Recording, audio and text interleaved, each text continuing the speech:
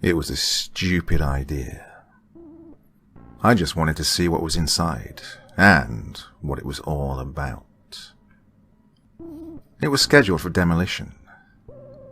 It had been plenty of times before, but it had always got delayed or cancelled. I just wanted to know what was behind all the rumours. No one else wanted to come with me, so I had to go alone. Well, I really didn't want to go by myself, but what was the worst I was going to find? Hobos, crazed junkies, a feral dog. I figured I could handle anything, but I brought a knife anyway. The stories were just that. Stories. There's no such thing as ghosts or monsters. I decided to start out at midday, so I had plenty of time to explore the building while there was still daylight. Even so, I wasn't going to stay there during the night. There was something off about that hospital, and I had to know what. It was hard to get in, but I managed to find a broken window on the first floor on the west wing. The room inside was a huge mess. Things had been smashed and thrown around everywhere, and a bed was lying on its side. Sheets were strewn about, a small table had fallen, and various medical utensils were scattered across the room. A scalpel was embedded in the far wall. I concluded that it had probably been some stupid kids messing around, thinking they were cool for destroying things in an abandoned hospital. It was darker than I first imagined. I cursed my poor memory, wishing I'd remembered to bring a flashlight. Just in case, I decided to try one of the light switches by the door on the left, and much to my relief and surprise, they worked. I didn't spend much time wondering why. The door next to the switches was hanging half off its hinges. Pushing it out of the way, I headed into the corridor. It was even darker, with very little light at all. There was a strange smell, and it was slightly disturbing. I couldn't put my finger on what it was exactly. I felt my courage leaving me.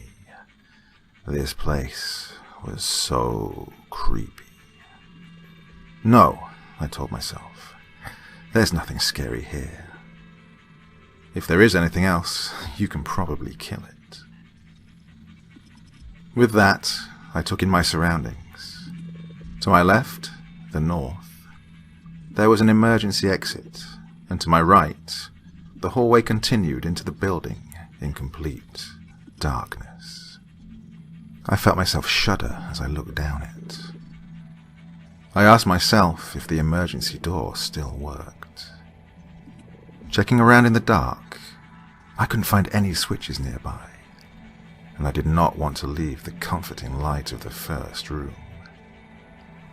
I was just about to head back when the lights in the corridor flickered on. Scared me half to death. I decided that the lights in the other room were somehow connected to the hallway lights, and there'd just been some kind of delay. I moved down the corridor and further into the hospital. I saw a few dark, empty rooms on the way. There were a few creaks and some little noises, but I was certain that they were just the building expanding in the afternoon heat. What was strange was that the corridor just went on like this for an impossibly long distance. I was sure that it should have reached the end by now. I turned back to see how far I had come. Some 6 doors down was the room I'd entered, and the same emergency exit beyond it. That's when I'd had enough. I went back to the room, but it wasn't the same room. There was blood smeared all over the wall, as if someone had painted it with their hands. The light seemed to have no source. I glanced around for the window. There were none. I couldn't understand. The room had been here just a minute ago. I stumbled out of the room and heard a door further along the corridor slam. I slowly turned and looked behind me. Nothing there. Panic gripped me, and I ran from the blood-drenched room. Trying to find a way out of the hospital, I ran and got nowhere for a very long time. After sprinting for what could have been minutes or hours, I stopped, leaned against a wall, took a breath, and managed to calm myself down. There must be some sort of reasonable explanation for all this. Maybe it took a turn without realizing, I thought to myself. Suddenly, there were a series of loud groans and creaks behind me. To my right, there was a new corridor. I walked over and investigated it. No more than 10 meters away was a spiral staircase. It occurred to me that spiral staircases aren't usually found in hospitals. But, with all the other weird crap going on, I wasn't going to question it. I went over to it to check how stable it was. I shook the handrail. Seemed sturdy enough. The whole thing seemed to be made of some sort of black metal. I looked back at the corridor. I knew if I went back there, I would be trapped forever. I didn't take a turn and forget about it. It was this place.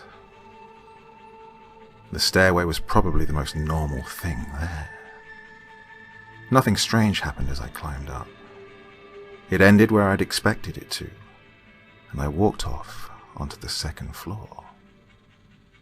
It was another corridor, almost exactly like the last one, only it went west to east. Looking behind me, I saw that the stairs had disappeared. I need to get out.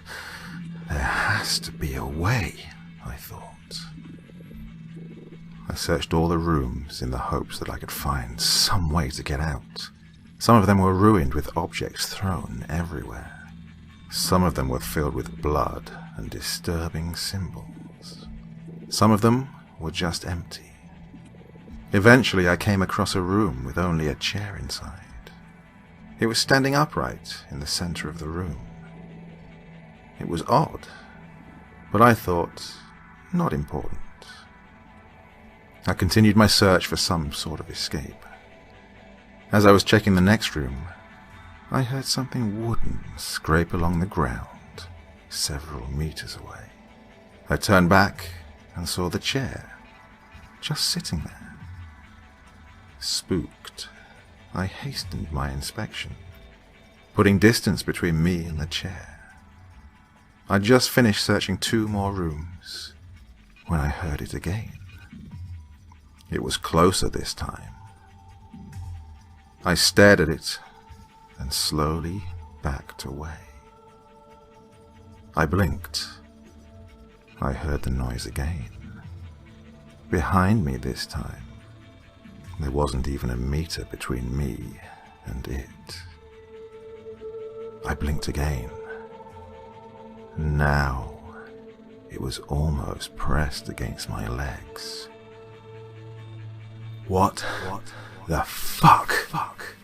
I screamed at the chair, at the hospital, at everything. The chair vanished. I was alone again in the never-ending corridor. Let me out of here! The whole building was silent. I waited for a second. Nothing happened. I went back to searching the rooms. I had an awful feeling that I'd made a huge mistake. It took me a while. It must have been hours before I worked it out. Slowly, the lights were dimming. Hour by hour, they grew more dull. Soon, there would be no light, only me and whatever controlled this place, whatever liked to paint it with blood, trapped forever in the hospital.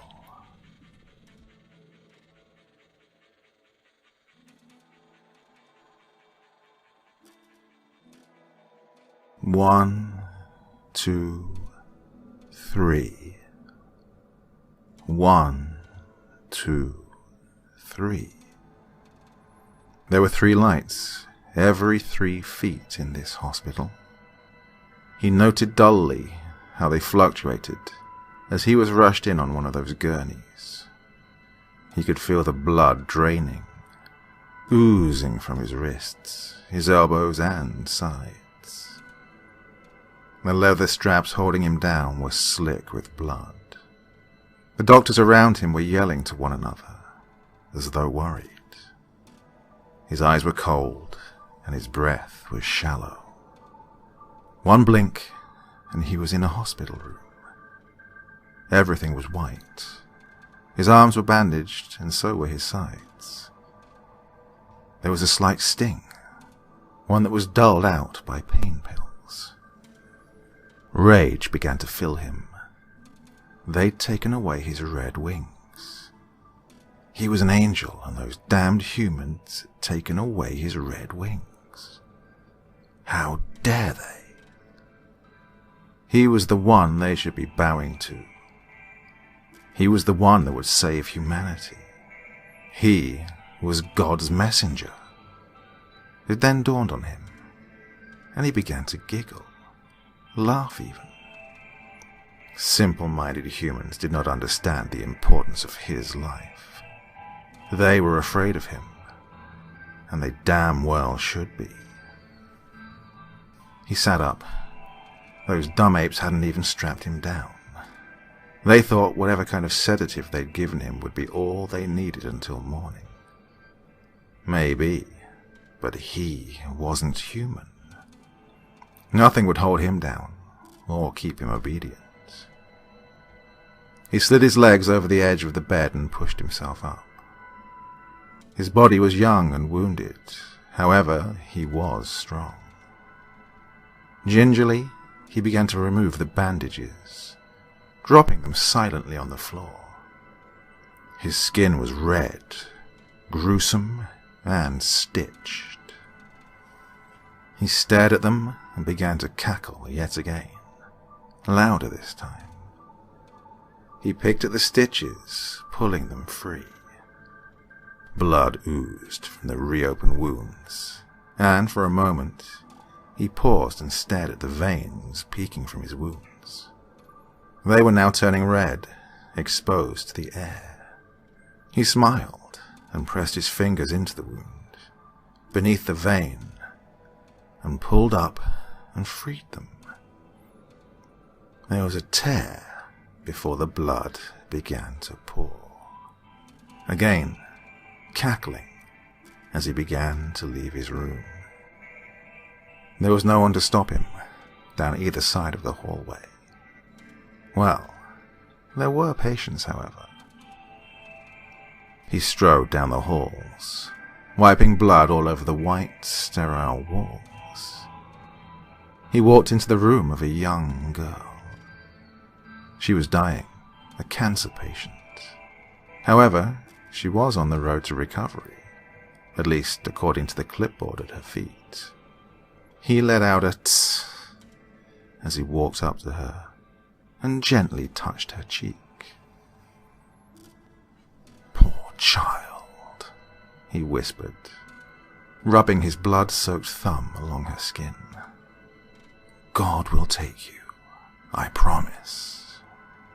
He turned to the saline drip IV that led to the crease of her arm. He pulled the tube from the bag and began to let his wrist drip into it.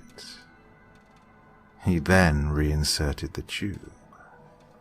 Suddenly, the little girl's eyes snapped open. Her mouth widened, and she stared up at him. She choked, and then writhed. Her hands clawed at the sheets, and her legs cramped. Then, her eyes were melting, her tongue boiling in her mouth. The stench of burnt flesh filled the air. He watched as her skin blackened and her teeth charred. And then it stopped. He turned and trotted down the hall. The next room, there was a man that had been in a car accident. He placed the blood into his IV and left without waiting for the man's reaction. And then, another young boy, maybe about the age of 10. He had been beaten to a pulp. However, as the angel neared, he shrank away. He shook as he stared up at the bleeding man. The angel turned his head and smiled. His skin receded from his teeth, which were filed. His eyes were silver, and his wrists and hands were smeared with blood. The boy's breath hitched. The man stood beside the boy's bed, his smile gone now. A thin line was all that he could see. A few minutes passed, and the boy began to calm. He took in a deep breath and relaxed, almost like they had just become friends. The angel leaned over the boy, who didn't withdraw. His silver eyes were hollow and ringed with blood. The boy, however, did not wince. And then, suddenly, the angel bit down on the boy's face. A sickening crunch of the boy's skull sounded, and the boy let out a scream. He cried and tried in vain to shove him off his body. However, his hands were restrained as the angel gnawed on his face. The skin was slowly torn from his head, and his eyes were pulled from their sockets. He sobbed as the flesh was torn from his mouth. The angel jerked back, swallowing the boy's flesh in one gulp. As he pulled back from his work, he examined it. Flesh hung off the boy's jaw, and he was still alive, crying. His voice was feeble as he cried. The angel released his wrists. The boy hyperventilated from his lack of a face, and he turned to the side, his hair falling onto his sticky red skull. And then he was gone. Happily, the angel skipped down the hall. He smeared blood all over the walls as he did. In his wake, he left crying and screaming men and women. His veins were all over the floor as he cackled. But suddenly, he felt weak, light-headed and dull. He stumbled to a halt beside a door. No! God was restricting him. But why? Why was God holding him back, so he couldn't deliver the souls unto him? He slid down the wall, smearing blood on his back. His veins bubbled and burned. There was a tearing in his shoulder, and he let out a number of deafening screams. God was tearing away his wings. The pain was too much, and the angel thrashed. A wet thud sounded, and the angel turned his head. He could see, outlined in red, his left wing. It then disappeared into dust. The angel was now human. His mutilated veins drained of his life. He began to laugh, to cackle. His vision was leaving him. However, so was the pain. His grin split his lips and tore up his throat. Laughing. God had made him human. However, he was still an angel. He laughed to himself, screaming into the night of his angel heritage, of his relation to his brothers Gabriel and Michael. Newspaper report, New York, August 24th. In the Western Ania Hospital, 6 bodies were found. Police say that the bodies were all burnt from the inside. All the victims except one had red liquid inside their IV drips. However, there were no clear signs of the cause. 2 of the bodies were of children. One was a boy with his face ripped from his skull. Police say he died after the fact. The 6th body was that of a young boy, whose identity is still to be determined. Upon closer inspection, it seemed he was the cause of the red liquid, as his veins were ripped open. Beside the place he lay, there was a detailed outline of what looked to be an angel's wing, with dust in the middle. On the wall beside the boy, written in the boy's blood, was a message: "All hail God, the mighty Savior."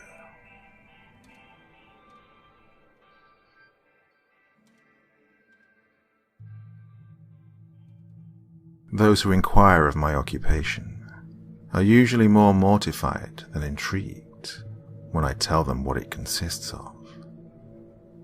I do understand their disgust, however. Working around dead bodies tends to make many very uncomfortable. Those who become interested in the business usually leave within a few months. The sight of sliced limbs and contorted bodies can frighten away almost anyone. But for me, this choice of profession provided an opportunity of a lifetime. I know of many who utilize the craft as a cover for their many malicious intents. Necrophilia, murder, cannibalism, and many others are just some of the activities this particular job aids in. I myself have often dabbled in some of the more taboo leisures, but, just like so many others, I have finally found my niche. You see, my particular hobby aims to benefit society and mankind alike. The constant flow of corpses makes it virtually impossible for my accomplishments to dwindle in my charity for this less than deserving world. I should have abandoned this position long ago and let the world perish. My word, I feel like I'm rambling. I suppose I should further explain what my specific hobby actually is. You see, there are beings watching over us at this very moment, waiting for their chance to rid the earth of its imperfections. I have, on multiple occasions, encountered these beings at a nearby Starbucks, of course, garbed with human-like semblance. They ordered caramel frappes, stating that it's a delicacy on their planet. How they are able to produce such a thing as caramel I will never know. Anyway, they have confided in me their need of a larger planet, stating that theirs can no longer produce enough energy to sustain their existence. The human body itself can produce a power source large enough to power a steamroller, and they estimated needing 10,000 bodies a year to live sustainably. I guess suggesting guinea pigs on wheels was out of the question. Considering that more than 100 people die every minute, we could more than supply our fair share of assistance without the total annihilation of the human race. So, against my better judgments, I struck up a deal that I'd supply the bodies they needed to sustain their planet, as long as they kept their distance from Earth. Now, I'm not one to show my affections for such an atrocious planet as this, but my existence on this giant blue and green ball has yet to come to its conclusion. If I was sacrificial, you'd all be doomed, as human extinction wouldn't weigh too heavily upon my conscience if I were to cause it. Animal extinction, on the other hand, would be a tragedy. Oh my, seems like I'm rambling again. Where was I? I suppose a status update of my progression would suffice. For a while, I was able to keep up with a steady number of desired corpses, constantly convincing loved ones of the deceased to opt for cremations or closed caskets. Curious minds often threatened to end my charitable donations to our alien overlords, but a large enough payoff usually kept them quiet.